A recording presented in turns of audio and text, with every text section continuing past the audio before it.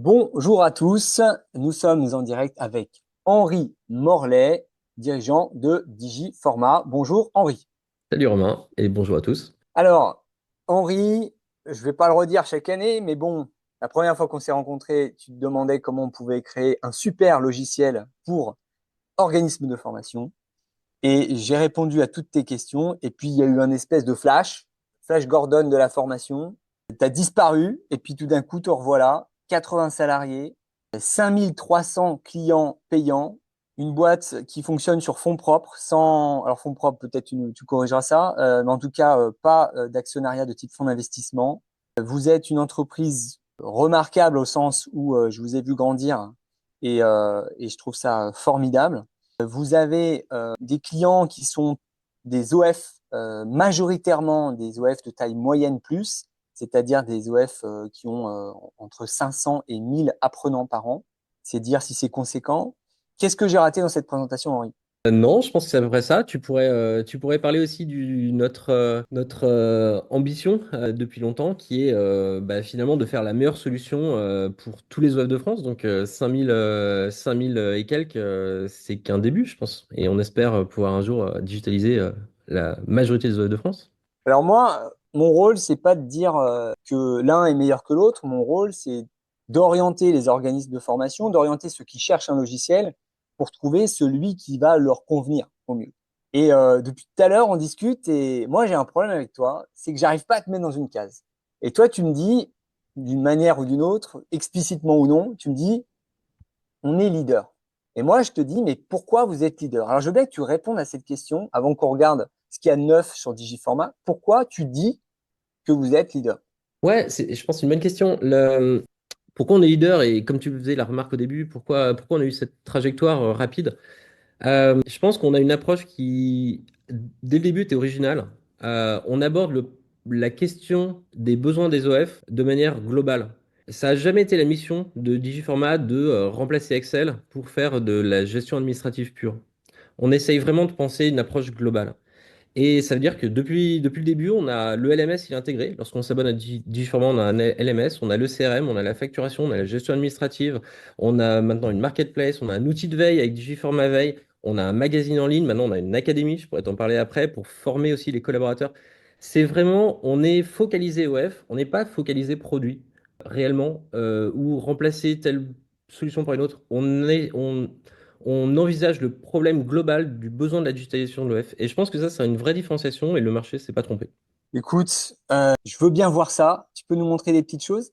Tout à fait. Je vais te présenter, si tu le veux bien, nos évolutions majeures de 2024. Ok. Alors, évidemment, il y a plein de choses qui sont sorties. Donc ça, là, c'est les points les plus saillants. La première chose, c'était un redesign. Donc, on a complètement redesigné Digiformat au début de l'année pour rendre l'expérience plus ergonomique, plus fluide, et plus sympa, tout simplement, plus coloré. Donc ça, c'était vraiment un gros point du début de l'année. Nos clients ont adoré. Donc, un design tout frais, tout neuf. Un Donc, ça, design tout ça frais, tout fait neuf. toujours, voilà, ça fait toujours du bien quand on utilise un logiciel depuis un certain moment parce que ça nous donne un sentiment de nouveauté alors que bah, finalement, il n'y a rien de plus fonctionnel. Mais voilà, ça donne du frais. Absolument. L'autre, alors là, tout frais, tout frais. On n'a quasiment pas communiqué dessus là-dessus. On n'a toujours pas communiqué dessus, pardon. C'est la Digiformat Academy. Donc, Digiformat Academy, c'est en ligne, c'est digiformat.academy. C'est des parcours de formation pour les OF sur ce que c'est qu'être un OF. Donc, c'est pas juste apprendre à utiliser Digiformat, c'est aussi comment être un OF, comment, par exemple, faire du marketing quand on est un OF. Et là, l'idée pour nous, c'est, comme je disais tout à l'heure, dans une approche globale, c'est un vrai besoin pour les organismes de formation, soit de se former, d'être au niveau, soit de former parfois leurs collaborateurs qui arrivent pour qu'ils montent vite à niveau sur le D'accord. secteur. Et ça fait partie d'une dernière initiative qui, à mon avis, va aussi devenir de plus en plus grosse en 2025. OK. Donc, former les OF, c'est vrai que on a beaucoup d'entrepreneurs, c'est une chose, mais entreprendre dans le secteur de la formation, il faut le dire, c'est parfois un peu dangereux parce que, il y a beaucoup de lois, il y a beaucoup de règles. Très Et réglementaire. je pense qu'effectivement, force est de constater que, on va dire, l'État n'est pas acteur dans cet écosystème. Il nous fait des journées de sensibilisation. des emails de sensibilisation, mais ils ne nous forment pas. Donc pourquoi pas, effectivement, se former avec l'écosystème Digiformat. En tout cas, c'est gratuit, c'est ouvert à tous. Autre évolution significative de l'année, tout le système d'évaluation est automatisé. Donc beaucoup de temps gagné chez les OF. L'envoi des évaluations est automatique, les relances sont automatiques en fonction du fait qu'il y a eu des réponses ou pas. On est dans un chantier plus global dans Digiformat qui est d'automatiser un maximum dans tous les sens, toujours aller grappiller chaque minute gagnée à droite à gauche pour les OF. OK. Donc l'automatisation, les workflows, voilà, comment on va automatiser les process, des déclencheurs, des éléments qui s'envoient, des formulaires. OK.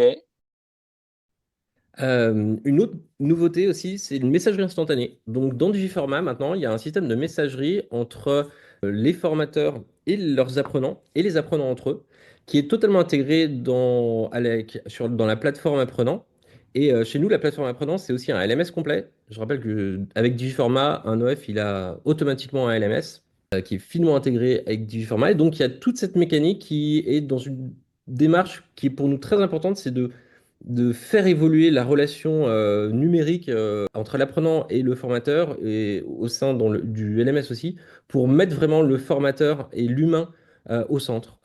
Essayer d'éviter les formations qui sont uniquement du contenu en ligne. Donc vraiment, cette messagerie instantanée, pour nous, c'est une pierre angulaire pour ça. OK. Alors je crois que tu sais pas, ou que tu sais, mais que tu as oublié de nous, enfin, mais que tu ne l'as pas dit, c'est qu'en fait, pour ceux qui nous regardent, on est en 2024 et aujourd'hui, il y a un vrai problème dans l'écosystème de la formation, c'est que la formation e-learning ou la formation distancielle est mise à mal. Pourquoi? Parce que à cause d'abus de certains acteurs qui résument, on va dire, 15 heures de formation par 15 heures de vidéos qui ne sont jamais vues, eh bien, les requalifications en droit de travail sont portées sur les formations dites asynchrones non justifiées. Donc, autrement dit, quand vous réalisez une formation en e-learning et que l'apprenant n'interagit pas avec l'organisme de formation, comme par exemple avec une plateforme comme celle-ci, eh bien, il y a un potentiel de requalification. Donc, ça veut dire que là, je trouve ça très intéressant, tu centralises l'espace conversationnel entre le formateur et les apprenants, ce qui nous permet de prouver dans les temps asynchrones notamment, c'est-à-dire dans les temps où l'apprenant est tout seul face à son écosystème de formation, face à son LMS, qu'il a interagi avec un formateur et que le formateur lui a répondu par un chat.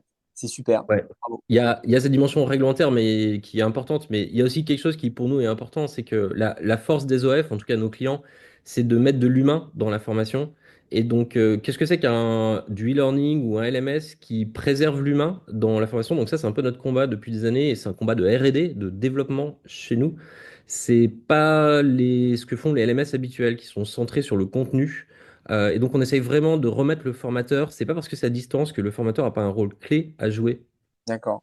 Et alors, du coup, effectivement, tu as bien raison de recentrer le sujet. Donc, ça veut dire qu'en fait, votre écosystème de formation en visio se passe aussi sur votre plateforme? Tout à fait. On a aussi un système de visio intégré. Ouais. D'accord. Donc, ça veut dire qu'on n'a pas besoin d'avoir un compte Zoom, on n'a pas besoin d'avoir un compte Skype ou Teams. On a juste besoin d'avoir Digiformat et on fait nos formations en ligne. Chapeau. Alors Et on peut, ouais, oui, on peut utiliser Zoom où on n'est pas exclusif, mais effectivement, un OF qui a envie d'avoir tout intégré, il aura tout intégré. ok, super. C'est du Jitsi Meet derrière ou? Non, on a développé complètement l'interface et on passe par des fournisseurs tiers pour les flux de données parce qu'ils les gèrent mieux que nous, les data centers et autres. Ok, Euh, en parlant de ça, nouvelle fonction, c'est le tableau blanc virtuel. Donc dans la classe virtuelle intégrée à Digiformat, maintenant il y a un système de tableau blanc virtuel. oui, ok. Donc là, en l'occurrence, c'est Miro, pour ceux qui connaissent. Ouais, bien sûr. Ouais. Donc, intégration de Miro à l'écosystème Digiformat. Ok, Notre marketplace intégré, donc ça aussi c'est une particularité de Digiformat pour les OF qui le veulent, ils peuvent verser automatiquement les programmes de formation qui le désirent, qui sont déjà présentés dans un catalogue en ligne. C'est une fonction de base qu'on fournit d'avoir un catalogue en ligne, très important pour Calliope. Mais ils peuvent aussi le verser dans une marketplace. Donc nous on a une équipe en interne, elle s'appelle Skills. On a une équipe en interne qui fait du référencement naturel, du référencement payant sur cette marketplace et qui du coup travaille pour attirer du trafic Internet sur les programmes de formation de nos clients. Ceux qui n'ont pas nécessairement la capacité de faire ce travail de web marketing de leur côté, bah, ils peuvent bénéficier de cet effort mutualisé avec Skills. c'est super. Effectivement, on sait qu'il y a beaucoup d'organismes de formation qui parfois ont des difficultés pour se faire connaître et communiquer parce que le rôle de pédagogue n'est pas égal au rôle de communicant ou de web marketeur. Donc c'est sûr qu'à l'heure où Internet est un canal d'acquisition majeur, c'est leur rendre service que de leur donner une visibilité supplémentaire via la marketplace. Bravo.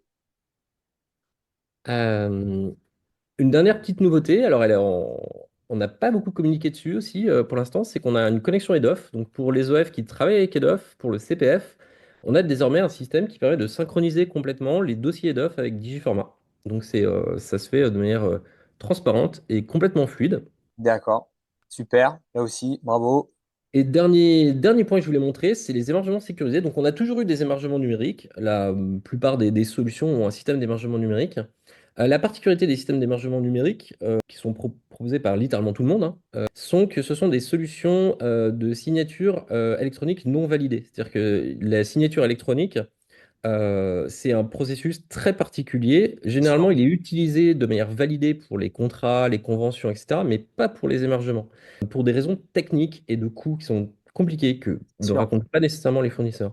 Nous, on a sorti cette année les émargements sécurisés, qui est un niveau au-dessus pour nos clients qui le désirent. Et pour le coup, chaque signature qui est faite est une vraie signature qui a la même valeur juridique et la même complexité technique auditable derrière que qu'une signature dans un contrat. Donc ça D'accord. permet d'avoir des émergements qui sont extrêmement solides, surtout dans une démarche où les OPCO, les financeurs actuellement, sont vraiment de plus en plus stricts et attentifs au danger de la fraude. Donc là, c'est vraiment pour nous une manière de dire nos clients chez Digiformat, leurs émargements, ils sont au niveau de sécurité aussi élevé chaque signature de chaque demi-journée que s'ils avaient signé un D'accord. contrat d'assurance vie, quoi. Tu as une anecdote à nous donner non, par rapport à ça, par rapport à vous avez des constats, des observations En fait, les émargements, c'est un sujet croissant d'attention vis-à-vis des OPCO. C'était l'année dernière, pardon. L'OPCO Santé avait vraiment été incroyablement strict avec des demandes qui étaient pas nécessairement très réalistes sur le sujet. On sent on est en train de passer un cap où les systèmes d'émargement qui sont pas fournis par des vrais fournisseurs de systèmes de signature électronique vont petit à petit avoir fait leur temps. Nous, on prend les devants, comme toujours pour nos clients, en proposant le fin du fin, comme ça au moins le problème est réglé on se prémunit des durcissements réglementaires potentiels de demain. Ok. Bah écoute, bravo pour tout ça. Tu peux nous montrer pleinement ton visage, effectivement, bravo. Alors, pour finir, donc en fait, moi, ce que j'avais noté également, c'est que donc vous aviez engagé une croissance en Espagne et vraisemblablement, elle démarre plutôt bien. Donc, bravo également pour ça. Ouais. Allemagne aussi, d'accord? Ouais. Que d'ambition, que de projet. En matière d'IA, donc vous avez intégré une fonctionnalité d'intelligence artificielle, mais majoritairement pour la veille, pas sur l'aspect logiciel. Et puis, donc, dernier point que j'avais noté également, donc en fait, ce que vous espérez surtout faire, c'est de miser sur le fait de rassurer vos interlocuteurs, parce que vous êtes une boîte qui grandit, qui est solide, et ça, pour vous, c'est majeur, et c'est ce qui est un élément d'identité, en fait, si je puis dire, pour Digiformat. Hein. Oui, on est un acteur on a une masse critique, je dirais, on est suffisamment gros pour avoir la capacité de fournir de plus en plus de choses à nos clients, d'être de plus en plus ambitieux pour les OF avec des fonctions de plus en plus complètes. On a une bonne équipe et on a la chance, qui est devenue très rare dans le secteur, d'être une société indépendante. C'est-à-dire on n'a pas de compte à rendre à des financiers, on ne dépend pas de financiers ou de fonds. Notre seul engagement, il est vis-à-vis des OF et du fait de leur fournir la meilleure solution possible. Ok. Bah, écoute, merci, bravo, merci et bravo. Et puis ben, l'année prochaine, j'espère que tu nous montreras encore plein de choses. Bien Pas sûr. peut-être un logiciel qui gère la formation à notre place, qui fait des clients, qui les met dans les salles, qui nous trouve des formateurs et qui pond des formations. Qui ne rêve pas de ça.